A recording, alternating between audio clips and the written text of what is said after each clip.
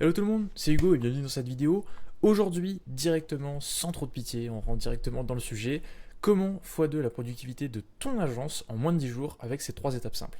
Ça peut paraître un peu putaclic, j'avoue, mais en vrai, je vais être très concret et en fait, je vais juste vous donner des tips pour améliorer votre délivrabilité. Donc aujourd'hui, vraiment, on est axé délivrabilité. Et la prochaine fois, du coup, dans le deuxième épisode, je sais même pas trop comment je pourrais l'appeler ce concept, on va voir du coup l'expérience client. Voilà, comment vraiment améliorer l'expérience client, parce que comme on le sait, le goal dans une agence, c'est soit d'acquérir plus de clients, soit de satisfaire davantage nos clients, tout simplement. Donc, commençons par ça. Si déjà, tu as prévu, hein, je te dis d'emblée, de lancer des ads, de prospecter, de recruter, de faire de l'emailing ou bien de scraper énormément de data pour en contacter, tu veux littéralement scaler ou signer pas mal de clients, donc cette vidéo est faite pour toi. Par contre, si tu démarres, que tu es freelance, que tu n'as pas pour objectif de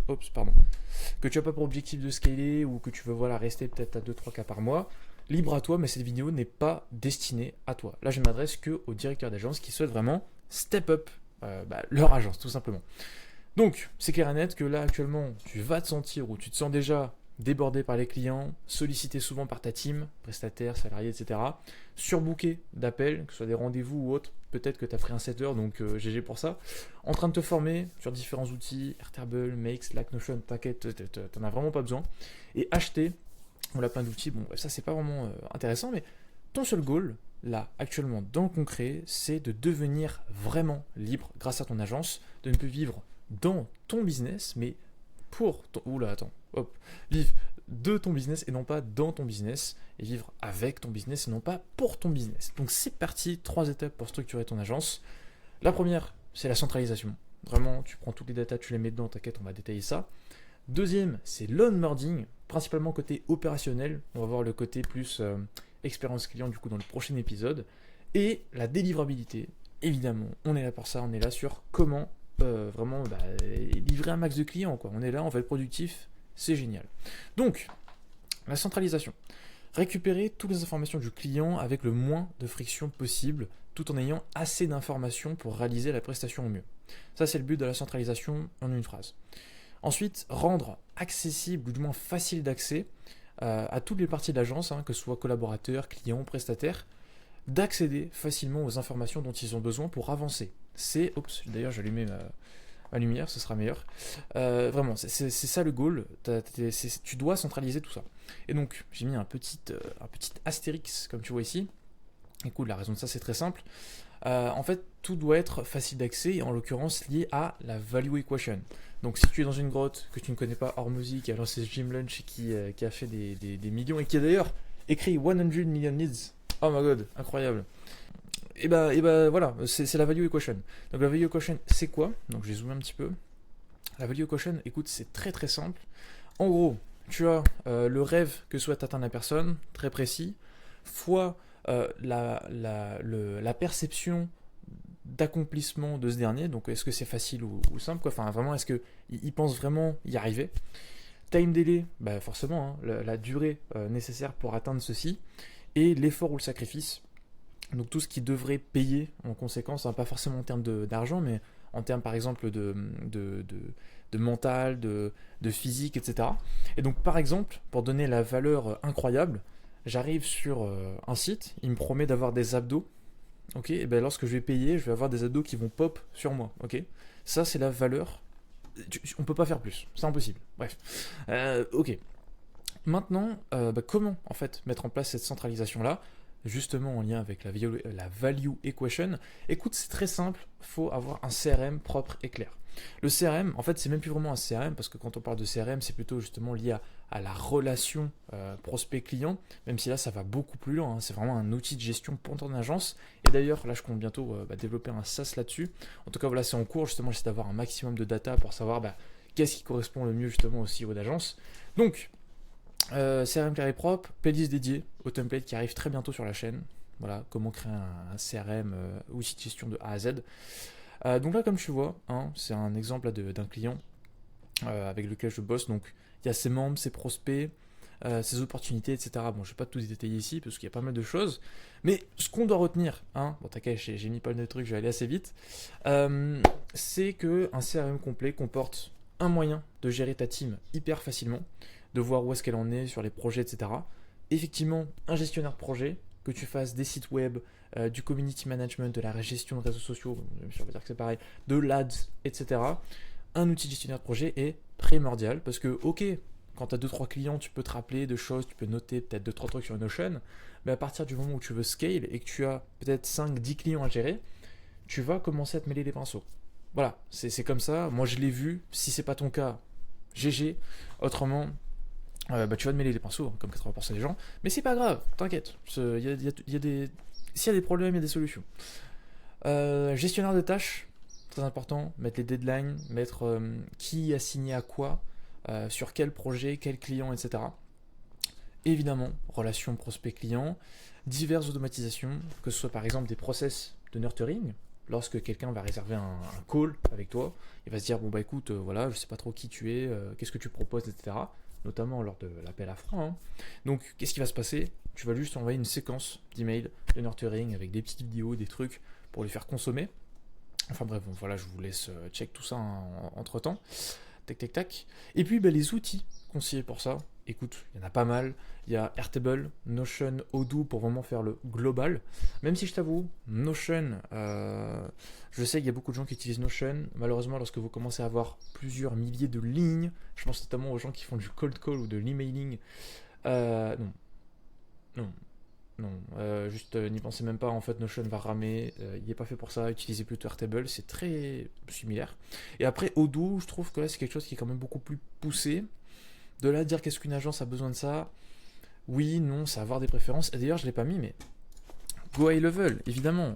L'usine à gaz, la fameuse. Je déteste Go High Level. On peut faire plein de choses, on peut faire trop de choses. Quand on fait plein de choses, on est moyen en tout et excellent en rien. D'où pourquoi Make existe. Hein. Make, il est là pour connecter différents outils entre eux. Et justement, prendre des excellents outils et les connecter entre eux pour avoir un bon écosystème. Et pas juste un bon outil. Enfin bref. CRM Accès Prospect Client, Pipedrive, Upsell, voilà, bon bref, hein, je vous laisse check aussi, vous savez lire, hein, vous avez qu'à mettre pause sur la vidéo, nous, on va avancer, on va aller vite.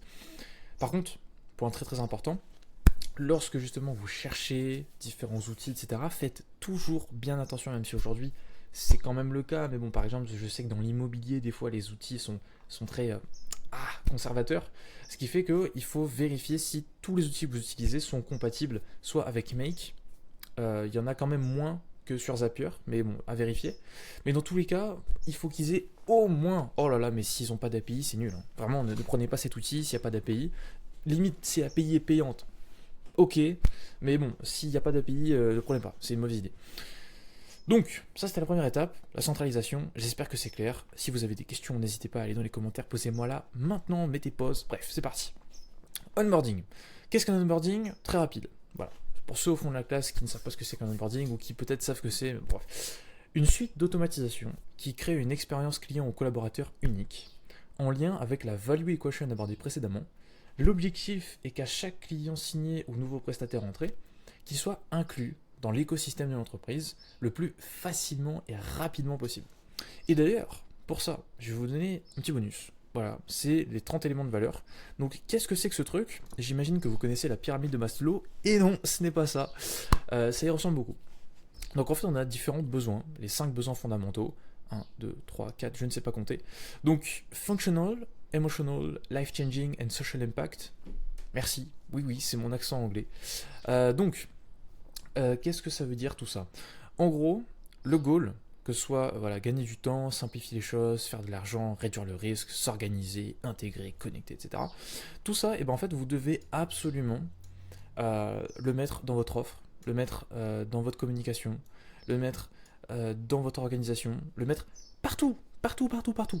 Où est-ce que vous pouvez, vous le mettez? Parce qu'à partir du moment où quelque chose permet de gagner du temps, est simple, permet de faire de l'argent, permet de réduire du risque, en fait, il faut prendre toutes ces variables-là, ces 30 éléments de valeur, justement, et plus vous en ajouterez dans votre écosystème, dans votre entreprise, que ce soit pour vous, vos clients ou vos prestataires, au plus vous aurez justement une entreprise qui sera prospère et qui aura du coup de la valeur, value equation, on se comprend.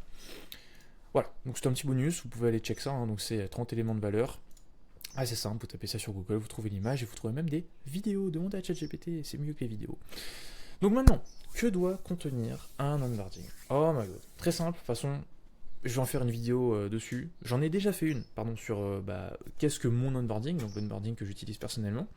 Et deuxième chose, je vais faire une playlist là sur comment structurer son agence. J'ai d'ailleurs mis le premier épisode qui justement explique tout ce qu'il y a dedans. Donc bon, je vous invite à regarder ça après cette vidéo, hein, parce que sinon vous allez être un petit peu perdu. Voilà, donc que doit contenir un onboarding? Bon, un onboarding, surtout côté opérationnel, hein, je tiens à le préciser, doit permettre de créer des tâches pour toi et ton équipe en fonction de l'avancement de chaque projet ou de chaque client. Parce que faut bien comprendre que chaque client a des projets, chaque projet a des offres, chaque offre a des produits, et chaque produit a des étapes de développement, de production, de livraison, ce que vous voulez. Et sur chacune de ces étapes, il doit y avoir des tâches. Voilà, bon, je vais essayer de mettre une image là, bon bref. Mais en gros le goal, et je vais aborder ça plus en détail dans une prochaine vidéo, mais c'est vraiment de mettre à plat son business. Bon, on verra ça plus tard. Donc voilà, créer tâches pour soi et son équipe en fonction de l'avancement de chaque projet. Créer en amont les projets, récupérer donc les informations via un formulaire, via un appel intelligent, et en fait remettre toutes ces infos dans votre CRM, aka outil de gestion. Et ensuite, ça c'est quelque chose qui est très important aussi dans son onboarding, c'est de rédiger des brouillons ou de mettre en place des templates grâce à l'IA. C'est quelque chose qui fait gagner énormément de temps, que ce soit par exemple pour les monteurs vidéo avec des scripts. Souvent vous avez les mêmes prompts, vous avez les mêmes trucs, juste vous prenez et vous donnez ça à l'IA, mais en fait sans même que vous ayez à le faire, c'est magnifique. Texte dans un site, voilà, si vous avez la page d'accueil, la page bienvenue, si vous avez une landing page avec un template du copywriting, etc. C'est hyper important d'avoir justement ce moyen là de rédiger des brouillons, des templates. Ça vous fait gagner un temps monstrueux.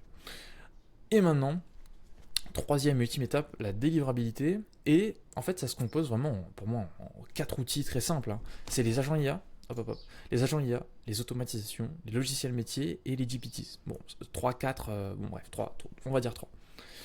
Et ici, oui mesdames et messieurs, j'ai trouvé la différence entre ça. J'ai pas demandé à ChatGPT. Vraiment, là j'ai vraiment réfléchi en fonction de tous les process que j'ai déjà créés. Peut-être que ma vision sera obsolète d'ici 3 mois, mais en tout cas, moi c'est ce que j'ai conclu, c'est ce que j'ai compris. En gros, il y a 3 types de types. Waouh. En gros, il y a le type de lancement, le type de tâche, et le type de réflexion. C'est 3 choses différentes. Le type de lancement, c'est lorsqu'on fait quelque chose à la demande. Donc j'envoie un message, je fais un message vocal, voilà, c'est à la demande, ou j'appuie sur un bouton. Temporellement défini, chaque jour, chaque heure, il y a des événements qui se passent, et des événements. Lorsque telle chose se produit, telle chose va se passer. Jusque-là, on se reconnaît un petit peu dans les process Make, Airtable, souvent, Make et Zapier. En fait, dans n'importe quelle automatisation, c'est souvent ce genre de truc. Ensuite, les types de tâches. On a soit les tâches répétitives, donc lorsque quelque chose va se passer ou quelque chose sera demandé, et en fait il y aura tout simplement les mêmes choses qui seront redondantes en fait, littéralement. Et ensuite on aura les tâches ponctuelles, du sens où il y a quelque chose, bam, qui vous arrive, et en fait vous allez juste demander à quelqu'un ou quelque chose d'agir en conséquence pour résoudre une problématique. Ça c'est ponctuel. Et ensuite, les types de réflexion.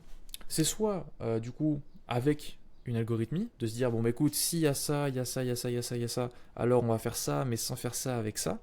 Bref, très précis. Et sans algorithmie, juste, tac, je sais ce que je fais, 1, 2, 3, 4, 5, étape, c'est terminé. Voilà, donc pour moi, c'est les 3 éléments différents. Et justement, un agent IA, par exemple, il peut se faire à la demande, sur une tâche, sans réfléchir. Ou en réfléchissant, qu'importe. Enfin, plutôt, oui, là j'ai mis en réfléchissant. Une automatisation, elle peut être faite tous les jours à 9h pour lancer des messages de relance aux prospects qui ont le tag no show. Voilà. Ça, ce sont vraiment des exemples. Je vous laisse les lire, il n'y a pas de souci. Tac. Mais globalement, tous ces différents outils, en fait, ils sont combinables. Par exemple, tu peux avoir des automatisations qui utilisent des agents IA pour déclencher des logiciels. Enfin, non, attends. Tu utilises des automatisations utilisant des agents IA qui peuvent être déclenchés depuis un logiciel métier, ou des agents IA qui peuvent, après réflexion, lancer des automatisations, etc. Bon, il y a vraiment pas mal de choses là-dessus. Je peux demander à ChatGPT, avec la retranscription de cette vidéo YouTube, de donner des idées en fonction de ta situation, tout simplement. Et maintenant, comment mettre en place justement tous ces éléments dans la délivrabilité? On verra ça la semaine prochaine. Donc mettre à plat l'entièreté de tout ton business. Vraiment faire en sorte que tout ce qui se passe, notamment au niveau du parcours client et dans chaque pôle, tu dois savoir ce qui se passe en fait. Tu dois vraiment comprendre c'est quoi les étapes en fait lorsqu'un client passe de rien à prospect par exemple, lorsqu'il passe de prospect à client et lorsqu'il passe de client à client régulier. Tu vois, vraiment de mettre en place toutes les étapes. Et au final, chacune de ces étapes derrière te permettront de mieux comprendre en fait qu'est-ce qui se passe et de définir les tâches répétitives et ponctuelles. Hyper important. Enfin voilà, donc voilà, tâche répétitive ponctuelle. Ensuite, pour chaque tâche répétitive, concevoir des automatisations, c'est aussi bête que ça. Et pour les tâches ponctuelles, mettre en place des GPTs qui vont réfléchir en fonction autour d'une trame ou autour d'un style, ou des logiciels métiers, ou des agents IA. Voilà, bon après là ça va dans un niveau assez complexe, d'où l'importance après de choisir les bonnes personnes à qui tu peux déléguer ça, ou sinon de te former à ce sujet. Voilà, tout simplement. Voilà, c'était tout. Vidéo de 16 minutes. Bon, j'espère que j'ai été assez concis, pas trop rapide. En tout cas, voilà, je prends tous les feedbacks. Et ultime chose, avant que tu quittes cette vidéo, je sais, là, t'es déjà en train de choisir la prochaine que tu vas consommer. Peut-être que t'es déjà allé sur mon compte, je sais pas. Bref, je suis pas assez rapide. Mets tes idées de process dans le formulaire en description. Vraiment, c'est la seule chose que je te demanderai à la fin de cette vidéo. Parce qu'en fait, tous les process qui sont justement les plus demandés, je vais les prendre sans pitié et en faire soit des vidéos conceptuelles, un petit peu comme on est en train de faire actuellement, soit des vidéos sur comment en concevoir un from scratch, ok, with my fucking English accent, American. Bref, c'était Hugo, et puis écoute, on se dit à bientôt.